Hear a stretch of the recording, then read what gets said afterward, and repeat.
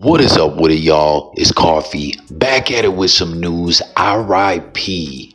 DJ Unk, man, and his family, his wife specifically, is speaking out to the media. As you know, so often in this blogosphere era, right? Everyone is so used to information spreading so quickly that sometimes when things just come along slowly, or people are like, yo, fall back, let us handle our business, before we put this out there. Have some decency, you bastards, right?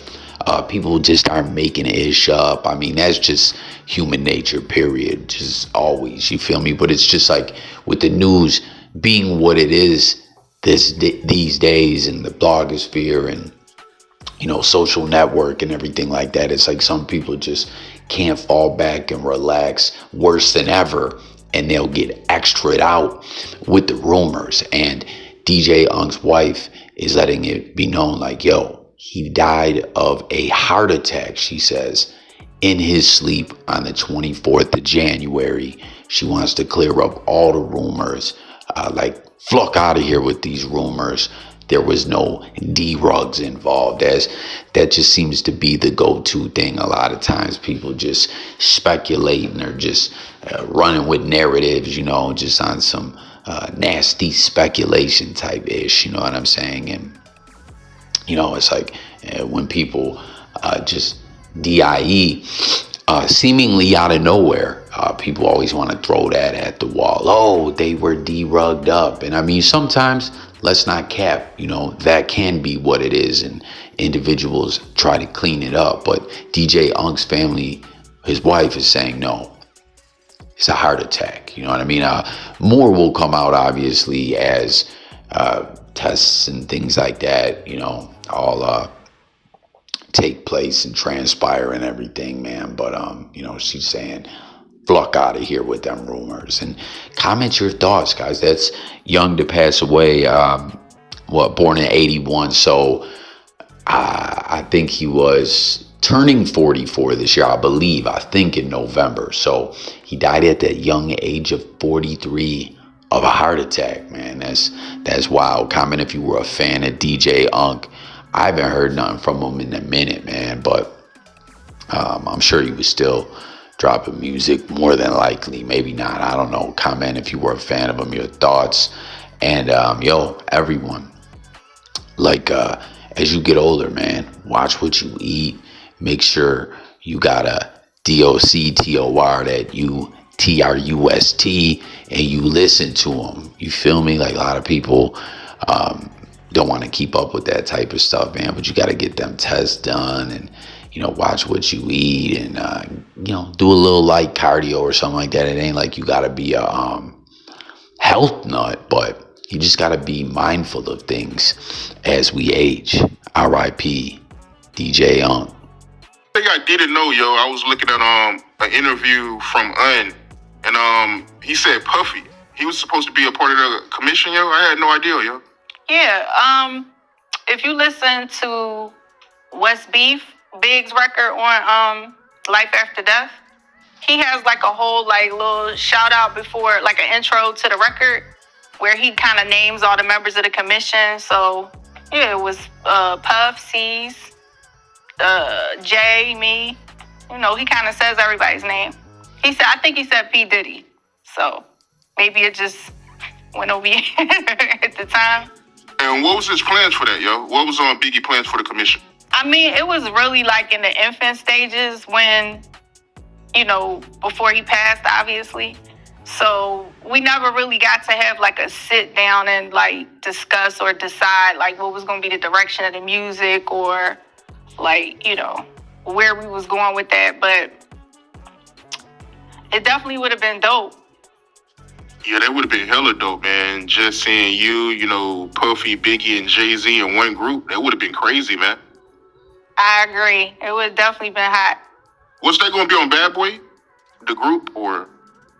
I honestly doubt it, but I'm not sure. I don't really know. Like I said, it was so much so in the early stages of it before he passed that it was never any definitive discussions about, what label, what kind of direction we were going to go with the music. It was, we never really got even a chance to really like kick it about it. You're right. But you don't think it was going to be on Bad Boy though?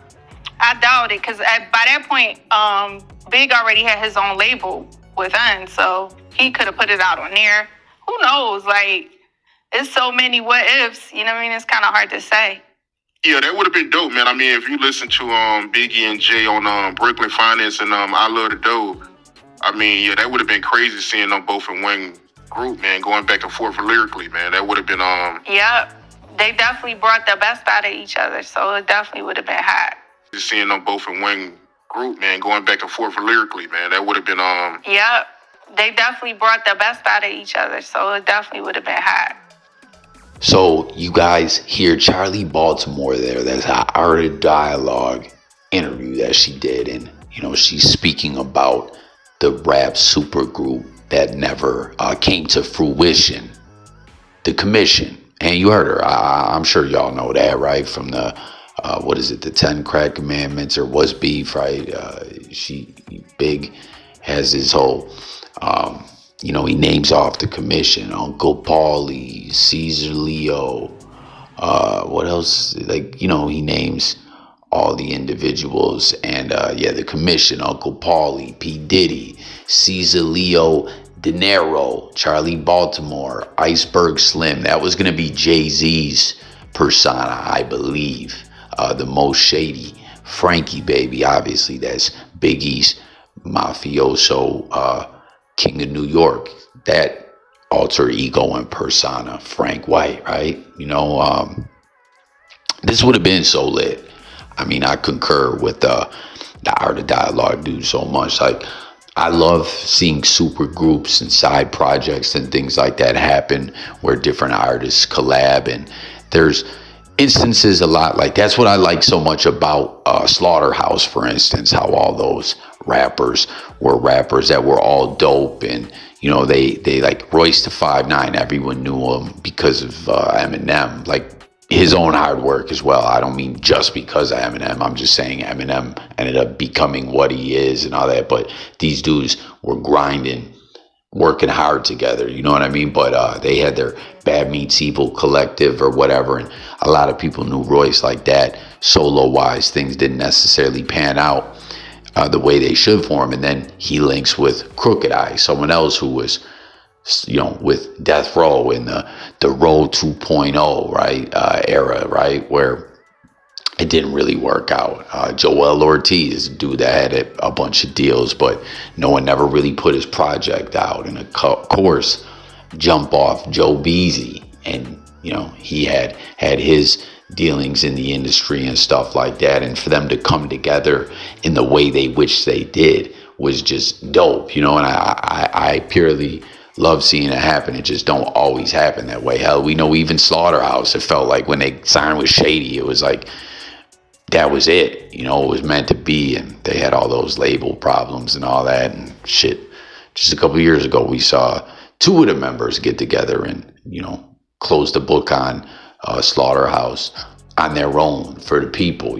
That was lit. What was it, The Rise and Fall of Slaughterhouse or whatever. I want to know if we'll ever get that Glass House album, said to be completed and just lurking out there in the abyss, never to be heard by all the people, but super groups, collabs are dope. Comment if you feel that way as well, and any dope collab projects of that actually came out or that didn't. Jump in the comments below. Let's talk about it. Don't forget to subscribe, hit the buttons. As always, that's what it's all about over here on the J Coffee Talk platform. But getting back to what we're talking about here, right? There's this story that was picked up. Obviously, Jay-Z and Biggie go way back, both from Bed-Stuy, and they collabed from Jump, and that's something that's really cool about Big too. Also, with the Commission and all that, Big was about helping others and collabing and working, right? Him and Jay-Z from Jump. And comment with your favorite collab that they made together. And that mob concept was dope as well. With the Commission, had it came out. I think Busta Rhymes was supposed to be a part of the group as well. I think there's rumored to be, but I know the Iceberg Slim, I believe that was Jay-Z's persona. You guys remember in that song, I'm so gangsta, prissy chicks don't wanna fuck with me. Iceberg Slim, baby, ride rims. I'm so ghetto, ghetto girls fall in love with me. Yep, you know them well by the name of Jagger. You know what I mean? But Big would get out there and work with people, right? Work with Jay-Z. Of course, his group, Junior Mafia, got them put on in a situation, put out Lil' Kim, who, I believe was considered to be a part of Junior Mafia. Cameron, he had a lot to do with Cam getting his deal. And you heard her speaking about Big's label, right? With Lance on Rivera. Obviously, we know we're talking about Hov a lot here as well. Because that's the discussion that they're talking about is like, yo, how lit would be if the commission happened and had Big not passed away, would Jay-Z have not became who he was or whatever, or would he still have? I personally think he still would have, you know what I'm saying? And he addressed it in this track. What did he say? This isn't 2022. He had the song Neck and Wrist with Pusha T, King Push, and Pharrell, right? He said, if Big was alive, Hov wouldn't be in his position. If Big had survived, y'all would have got the commission. Hov was gonna always be Hov. It was the universe's will. And I know, and now, it was the universe's will because Allah said so, and now I'm here. So what do you guys think about that? The commission, Big, if he was here or not, how would it affected Jay-Z's career? Your opinion? This is just like a think piece and a question and debate going on. You know what I mean? So tap in with your thoughts about it all. But I wonder what label that would have came out. That's the thing. We know Diddy, everything he's going through. There's a lot of in the sick, twisted allegations against him. A lot of people have looked at him and said, again, these allegations, there's some pretty strong evidence. Comment with your thoughts about all that as well. But I'm saying what he's going through. Like, personally, I think Diddy put himself in that situation and deserves what he's going through. I just want to make that clear. You know what I mean? You got to be careful with your words. And I just, and pointing that out, that we're just speaking of that, like back at this time, Big and Diddy were cool, and a lot of this stuff may not have been out about him, although there was definitely a lot of rumblings about how he even got in the game with Clive Davis and Mr. Harrell. Okay, like, let's not just act like there's just rumors there, like there ain't seeming to be a little more than that. Although there was a lot of things people felt about Biggie, some of the stuff he spoke about in his lyrics, that he had some very questionable lyrics, and his close affiliation with DJ Mr. C, and how Mr. C liked to party. You know what I mean? But tap in with your thoughts about all that. But it's just Lance on Rivera. Him and Big had the label Undies, right? And then Undies, or how? Pause. I don't even. That sounds weird as fuck. I don't know how Diaz. I don't know how you pronounce that. The label reference there. Later on went to be known as Entertainment, and that's where Cam signed his first deal. You know what I'm saying? With Entertainment / Epic, and obviously we know Cam got up out of that deal, but Big was the one that helped him get on. But you just see, like, there's a lot of reports that Big was trying to, and he took Junior Mafia to get them their deal as well. And, individuals, have always said that Big wanted to get these 3 projects out with Diddy and fulfill his obligations contractually to Bad Boy, so that he could move on to do his own thing. And there was stuff with Lance on Rivera, but also a word of like a Rockefeller connection. I don't know, at this point Rockefeller wasn't nothing like it ended up becoming, you know. But him and Hove were cool. But I wonder where the commission would have came out contractually, like under what label. But it's just clear, you know, Biggie was out here working, you know, and it's cool that he collabed with individuals like that, you know what I'm saying? So comment your thoughts about the commission. You know, obviously you see Big passed away, stuff was still in the beginning stages of discussions and stuff like that, but you know, join the discussion, your thoughts about it all. You see Diddy was still going to be involved, though. That's like surprising to me, you know what I mean? Because there was a lot of narratives that like Big just wanted to do what he had to do to get the fuck up away from Diddy, but I think that was, you know, contractually, I think he still had love for Diddy. It wasn't like they weren't cool, you know. That's a narrative that gets flipped about a lot of artists, like with Pac and Death Row, that even though they wanted to, you know, do what they had to do to, you know, again, fulfill the obligations contractually, and like, hey, it ain't no love lost, I'm just trying to move on and do my thing. But there's narratives with a lot of artists that like the record execs had beef with them and try to take them out because of this. And, you know, I'm just trying to make it clear that's not what I'm saying, you know what I mean? But tap in, let's talk about it all, the commission, and you know, this whole discussion about Jay-Z and what he would have been, who he would have been. And then last off, to close out the news, man, the Super Bowl is almost here, right? And we know, obviously, Kendrick is the headline artist. We just saw the other day the announcement with SZA, but still no more really announcements. Who do you guys expect to see out there, guest appearance wise? I'm wondering if there's going to be some other TDE artists. I think that would be cool as fuck, you know what I'm saying, to see them be a part of Kendrick's performance after being such a part of his journey in the game, you know. But there's a couple other individuals locally from New Orleans, you know what I mean? But ain't it crazy how under wraps things have been kept as far as who's going to be, you know, performing and all that. But the other, obviously we know Kendrick, SZA, once again, John Baptiste, you know, he's straight from New Orleans as well. He did well in the Grammys last year, 6 nominations, didn't win anything, but he's gonna do the national anthem. Ledisi, right? She is an R&B mainstay and Grammy winning singer, born and raised in New Orleans, and you know, she has an influential family in the local NO jazz scene, and began singing in the New Orleans Symphony Orchestra when she was only 8. She has gone on to release 11 albums, win major industry awards, tour the world with her band, and you know, she's earned a spot as well. Trombone Shorty Andrews, he's also from New Orleans.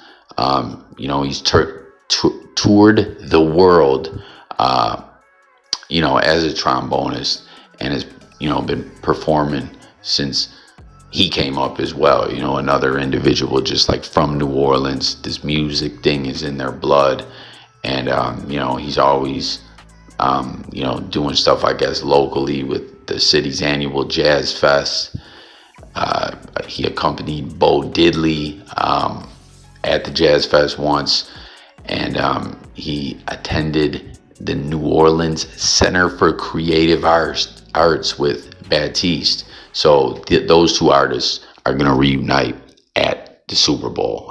Again, these local artists, I don't know where they're going to perform as far as at the Super Bowl, but except for the one being a part of the national anthem, that was John Baptiste. So I guess maybe Trombone Shorty will be a part of that as well. And then one more local, Lauren Daigle, also a Louisianian. I don't know, I guess maybe she's not from New Orleans as well. She was born in Lake Charles and raised in Lafayette. She rose to prominence in 2015 when her debut album, How Can It Be, topped Billboard's Christians album chart. And she's become a very successful contemporary Christian recording artist. So that's cool. You know, she's also going to be a part in some form or fashion of the music at the Super Bowl. You know, I don't know, like, are they just gonna be doing background stuff for that the halftime performance? You know, I always love when I see rappers out there and they have like a live band with them. You know, I love the jazz and that kind of stuff, you know what I'm saying? And with it being in New Orleans and that being a part of the history and the culture of the music there, I think is cool as fuck, you know what I'm saying? So there'll be those 3 or 4 locals with Kendrick and SZA. But as far as the rest, it still remains a mystery. Can y'all believe it? Tap in and let me know your thoughts about it all. And I don't know, you know, we're a couple weeks away.